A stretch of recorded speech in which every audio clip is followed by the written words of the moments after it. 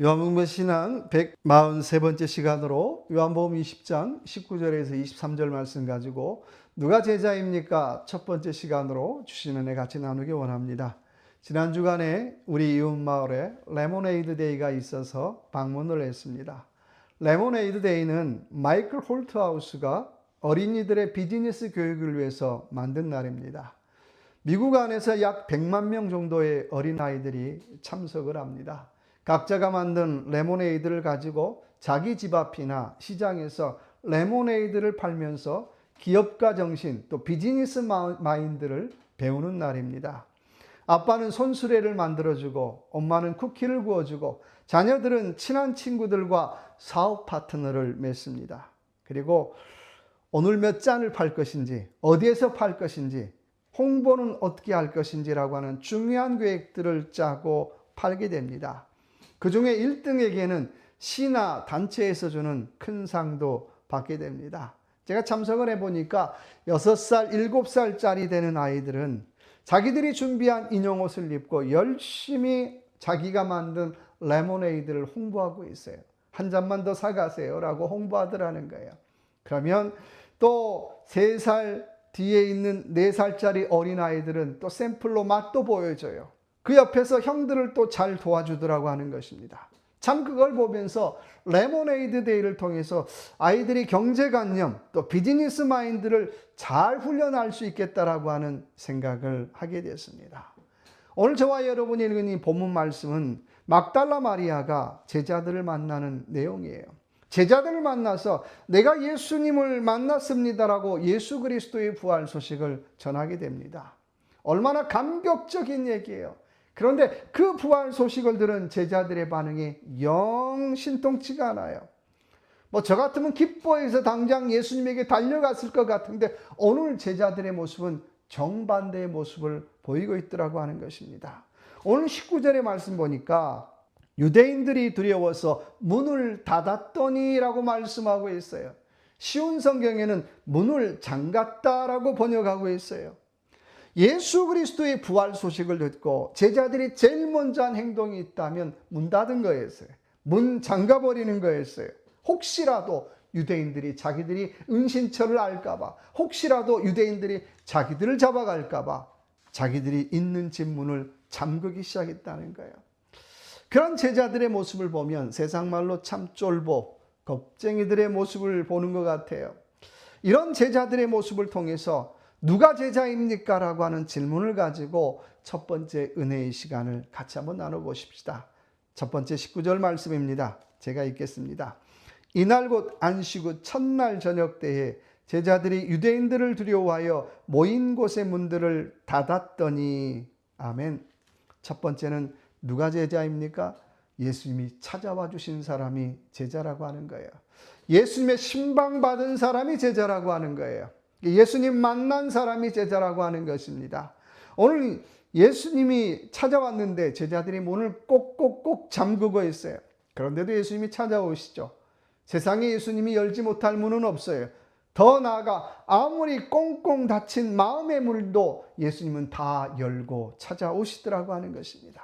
오늘 예수님은 겁쟁이 쫄보들의 마음 문을 열고 찾아오십니다. 그리고 제자 만들어 주세요. 그리고 사명자로 만들어 주시더라고 하는 것입니다.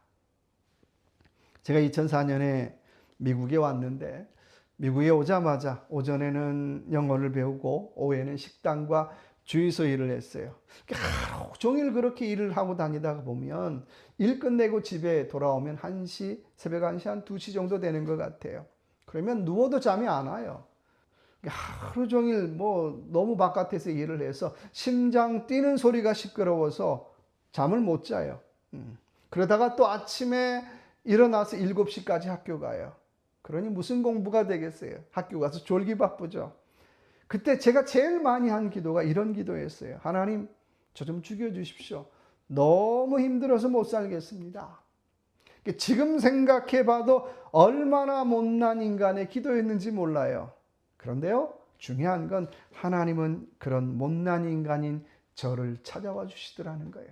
저를 찾아와 주시고 저를 만나 주시고 다시 한번 저에게 사명을 주시더라고 하는 것입니다.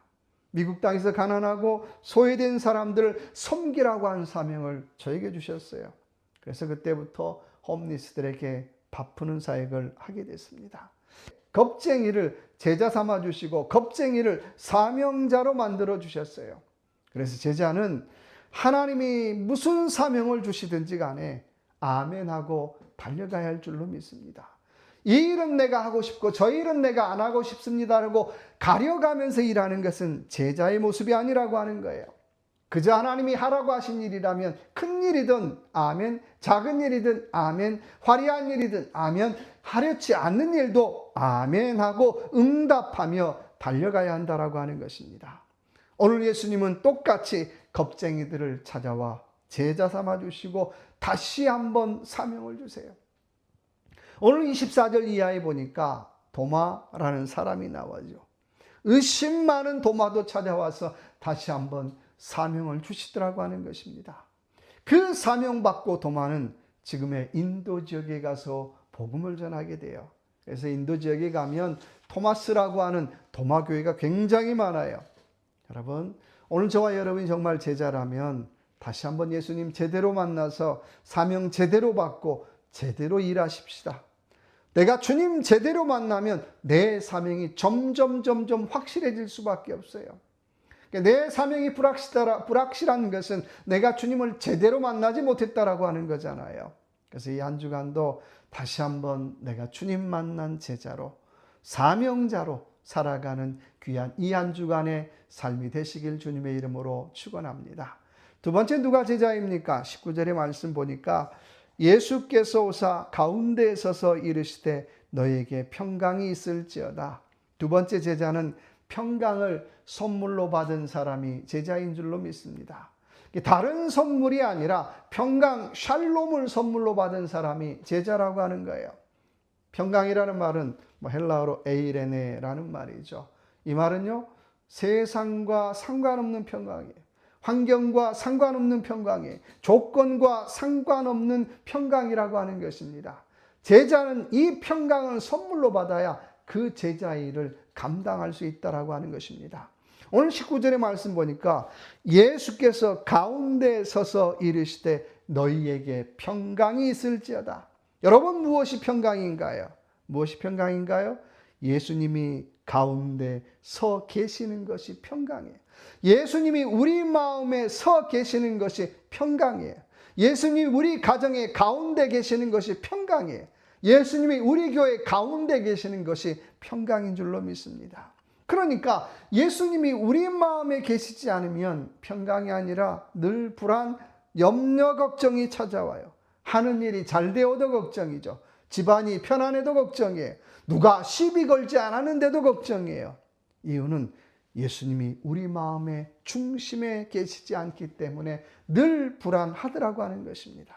바로 신앙은 예수님이 우리 마음의 중심에 서 계시다라고 하는 것을 깨닫는 것이 신앙인 줄로 믿습니다. 이것은 환경이나 조건과 형편과 상관없는 평강이라고 하는 것입니다. 이게 진짜 샬롬, 평강이죠. 여러분, 이 평강의 은혜가 저와 여러분의 삶 속에 함께 하시길 주님의 이름으로 축원합니다. 마태복음 6장 34절의 말씀에 그러므로 내일 일을 위하여 염려하지 말라. 내일 일은 내일 염려할 것이요 한날 괴로움은 그날의 족하니라라고 말씀하고 있어요. 사는 날 동안 우리들이 겪는 염려와 걱정에 대한 얘기예요. 보니까는 오지 않은 날과 오지 않은 일에 대해서 미리 걱정하고 미리 염려하고 미리 초조해야 하더라고 하는 것입니다. 그런데 주님이 우리 마음에 계시면 평강이 있으면 오지 않는 날과 오지 않은 일에 대해서 덜 염려하고 살게 되더라고 하는 것입니다. 여러분, 그렇잖아요. 내가 염려한다고 되는 것이 아니라면 최선을 다하고 그리고 주님 주신 평강을 누리라고 하는 것입니다. 내일 일에 대해서 무관심하라는 것이 아니라 내일 일에 대해서 최선을 다해 준비하고 내일의 걱정과 내일의 염려는 내일로 넘기라고 하는 거예요. 여러분, 누가 제자입니까?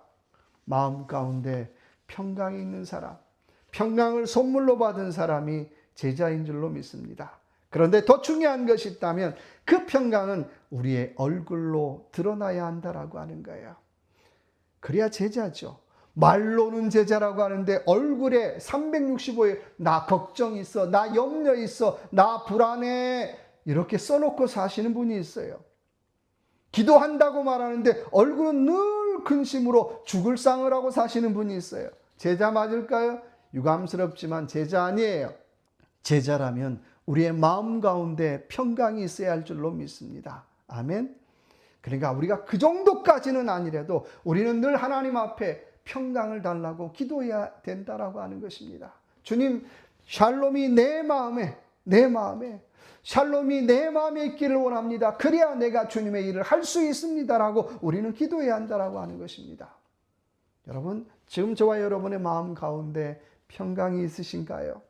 지금 저와 여러분의 마음에 평강도 없는데 세상 말로 나 이런 사람입니다, 나 이렇게 대단한 사람입니다 라고 얘기하고 다니는 것 무슨 의미가 있을까요? 누가 알아줄까요? 아무도 알아주지 않잖아요. 참 불쌍하지 않아요? 여러분, 누군가에게 나의 명함을 주기 전에 먼저 내 안에 평강이 있는가를 한번 물어보라고 하는 거예요. 내 마음 가운데 주님 주시는 평강이 있는가라고 하는 질문을 해보라고 하는 것입니다. 그래서 주님 주시는 그 평강의 힘으로 제자의 일을 감당하는 저와 여러분의 한 주간의 삶이 되시길 바랍니다. 세 번째, 누가 제자입니까? 20절의 말씀을 보겠습니다. 이 말씀을 하시고 손과 옆구리를 보이시니 제자들이 주를 보고 기뻐하더라. 아멘. 세 번째 제자는 고난의 증거를 본 사람이 제자예요. 예수님이 제자들을 만나 고난의 증거를 보여주죠. 오늘 제자들은 예수님의 손을 보고 예수님의 발을 보고 못 박힌 손이야, 못 박힌 발이야. 그리고 진짜 예수님 맞네. 그리고 기뻐했다는 거예요. 그런데요, 예수님이 못 박힌 손과 발을 보여줄 때 어떤 마음이었을까요? 나 진짜 예수님이야, 이런 마음이었을까요? 저는 아니었다라고 생각을 해요. 그런 마음보다는 제자로서 앞으로 네 손도 고난의 못을 박아야 돼, 네 발도 고난의 못을 박아야 돼, 그런 마음이지 않았을까요? 그런데 제자들은 그런 주님의 마음도 모른 채 그냥 기뻐했다라고 말씀하고 있습니다. 십자가의 삶의 의미도 모른 채 그냥 기뻐했다라고 하는 것입니다. 오래전 북한 지하교회 성도들의 이야기를 다룬 영화 신이 보낸 사람이라고 하는 영화가 있습니다. 실제로 이 영화를 만들 때에 탈북민들에게 인터뷰를 하고 이 영화를 만들었다 그래요. 그래서 거의 90%, 95%는 실제라고, 사실이라고 합니다. 근데 북한 지하교회 성도들의 일상을 다뤘는데 어떤 성도는 하루 한 끼도 못 먹는데 11조를 모으고 있더라는 거예요. 그리고 주일날 11조를 내지 못해서 안타까워해요. 또 어떤 성도는 너무나 십자가를 사랑해서 바깥에 갔다가 나뭇가지가 겹쳐 있는 것만 봐도 감격해요. 나뭇가지가 겹쳐 있는 거 있잖아요. 또 어떤 성도는 목사 만나는 것이 소원이에요. 그리고 성도들은 쪽복음으로 성경 공부를 해요. 성경책도 없이. 그러다 발각이 되면 맞아 죽고 찔려 죽고 불태워 죽습니다. 순교가 일상이라고 하는 것입니다. 그런데 이 순교자들의 공통점은 순교를 당하면서도 마음에 평강이 있더라는 거예요. 얼굴에 평강이 있더라는 거예요. 죽음에 대한 공포와 두려움보다는 마음의 평강 속에서 순교를 당하더라고 하는 것입니다. 여러분, 우리들의 신앙생활 고난과 박해가 있어서 문제일까요? 아니죠. 너무너무 편하고 너무너무 편해서 문제잖아요. 주님은 다시 한번 저와 여러분에게 말씀하십니다. 마태복음 16장 24절의 말씀에 누구든지 나를 따라오려거든 자기를 부인하고 자기 십자가를 지고 나를 따를 것이니 라고 말씀하고 있어요. 우리는 이 한 주간 또 묻고 또 물어야 합니다. 주님의 못자국난 손, 주님의 못자국난 발을 보며 나의 신앙생활, 나의 목회는 못 박힘이 있는가? 나의 신앙생활은 못 박힘이 있는가? 이 한 주간도 이런 못 박힘이 있는 제자의 길, 신앙의 길을 걸어가는 저와 여러분의 삶이 되시길 주님의 이름으로 축원합니다. 기도하겠습니다. 주님, 이 한 주간도 주님 만난 제자로 살게 하여 주시고 평강을 누리는 제자로 살게 하여 주시고 그리고 못 박힘이 있는 신앙생활을 살아가는 제자가 되게 하여 주옵소서.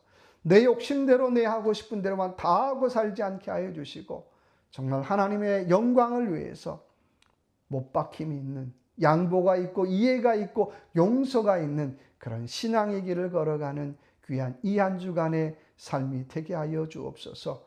함께하여 주실 걸 믿고 예수 그리스도 이름으로 간절히 기도드립니다. 아멘.